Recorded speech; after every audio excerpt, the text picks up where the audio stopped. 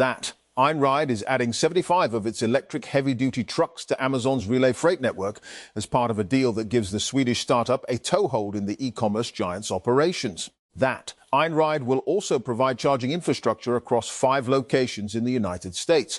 Under the agreement announced Tuesday, Amazon isn't buying or operating the electric trucks.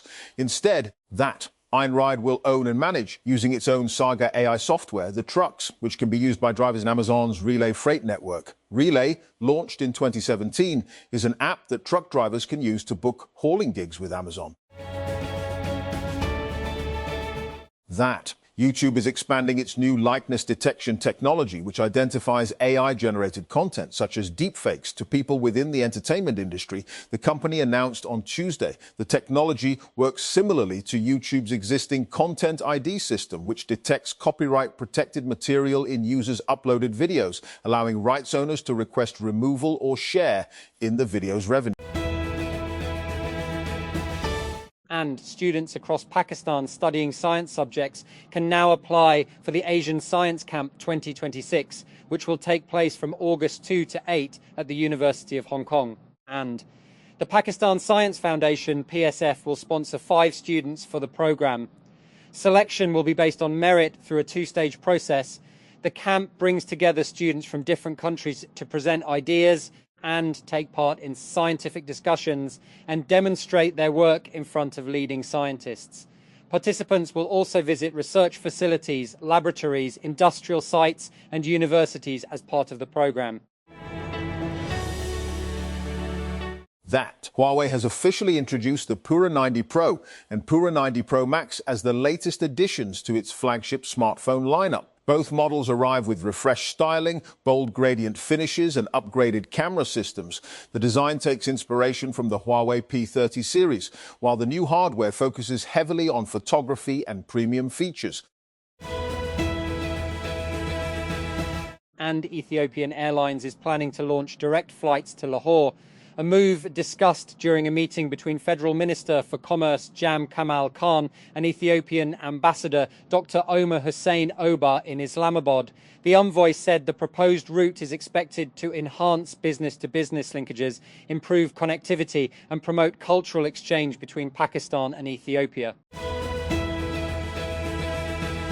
And the Higher Education Commission, HEC, has opened applications for fully funded PhD scholarships under the US-Pakistan Knowledge Corridor project, offering Pakistani students a chance to study at leading universities in the United States.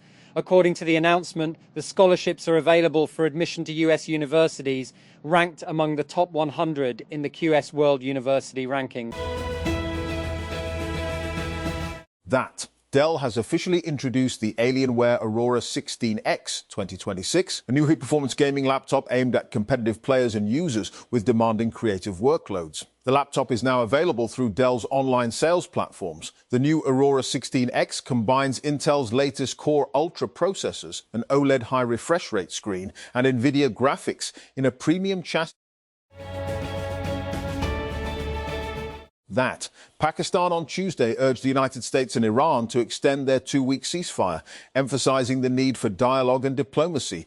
Deputy Prime Minister and Foreign Minister Ishaq Dar made the call during a meeting with U.S. Chargé d'Affaires Natalie A. Baker, according to a statement issued by the Foreign. And Haley Duff and fiancé Matthew Rosenberg have decided to go their separate ways after being engaged for over 12 years. A representative for the actress/singer, who is the estranged sister of pop star Hilary Duff, confirmed on Monday, April 20, that the breakup ended earlier this year. Haley and Matt ended their relationship around the first of the year. The rep told multiple outlets she asks for privacy at this time in protection of her young daughters. That Meta-owned WhatsApp is working on a new feature that uses artificial intelligence, to summarize unread messages, so users don't have to scroll through endless group chats and one-on-one conversations. The Meta-owned messaging and video calling platform said that it announced a feature that lets users summarize multiple unread chats. And Tim Cook is set to transition from Apple CEO to executive chairman of the company's board of governors after leading the technology giant for 15 years. He will be replaced by Senior Vice President of Hardware Engineering, John Turnus, who has been working with Apple since 2001. Cook will continue to perform his duties as Chief Executive Officer throughout summer to ensure a smooth transition that will be effective from September 1, 2026. And Princess Alexandra, Lady Ogilvy, made a rare and warmly received appearance at Buckingham Palace as members of the royal family gathered to commemorate the 100th anniversary of the birth of Queen Elizabeth II. At 89, one of the late Queen's closest first cousins attended the reception alongside her brother Prince Edward, Duke of Kent. And Information Minister Ataullah Taras said on Tuesday that a formal response from the Iranian side regarding its participation in the second round of peace talks with the United States was still awaited. Pakistan remains in constant touch with the Iranian side, but a formal response from Tehran regarding participation in the Islamabad peace talks had not been received as of 7:30 p.m. PST. The minister said on the social media platform X. And today's AI music startups like Suno and Udio offer technology that leverage artificial intelligence for music generation. But a new company, Gry, believes that most people don't want to use AI to generate music from scratch. They'd rather do other things like remix tunes, share them with friends, or play around with tracks by doing things like changing a track's style just for fun. And, of course, whether or not an artist wants anyone to play around with their tracks or to what extent is something they should get to decide. And tech companies are constantly on the hunt for new customers, and Cash App, the fintech company owned by Jack Dorsey's Block, believes it has found a promising new demographic. Children, the company, which already offers financial services to teens, said this week that it is expanding its youth-focused services in an effort to build a relationship with Gen Alpha and the upcoming generation of adolescents in the US. Last week, I overheard someone in a pizza shop ask if a particular slice was vegetarian or vegan. Presumably, they wanted to know if the pizza had vegan cheese, and when told it was so, they changed the order. Vegan cheese is widely considered a poor simulacrum of the dairy version. The key missing ingredient is casein, a protein from mammalian milk that gives cheese its structure and helps it melt. And a long-running law that has allowed US intelligence agencies to collect and analyze huge amounts of overseas communications without needing search warrants is set to expire by April 30, and lawmakers are in a deadlock over whether to allow the Trump administration to extend it without any changes, known as Section 702 of the Foreign Intelligence Surveillance Act, FISA.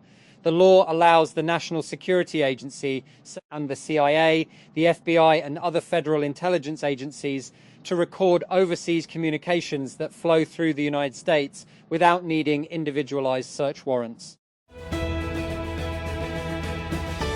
That Punjab will establish Pakistan's first University of Sports Sciences to promote modern sports education and strengthen sports culture across the province. The announcement was made by Secretary Sports and Youth Affairs M. Ali during a visit to the Institute of Sports Sciences, Punjab, ISSP.